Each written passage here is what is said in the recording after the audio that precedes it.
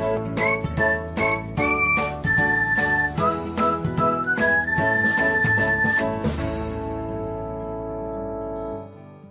everyone, welcome back to another episode of Technologyglance. Today, in this video, I'm going to guide you through how you can get notified when someone shares your content on YouTube. So, let's get started. Firstly, open YouTube app in your device. Then tap on profile icon. Next, tap on settings. After that, tap on notifications. Then you can see the option of shared content. Turn on it by tapping on it. So this is how you can get notified when someone shares your content on YouTube. Thanks for watching.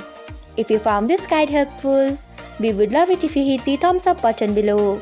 We upload great new tech tutorials like this one every day. So do not forget to subscribe to our channel and hit the bell icon so that you'll never miss another update.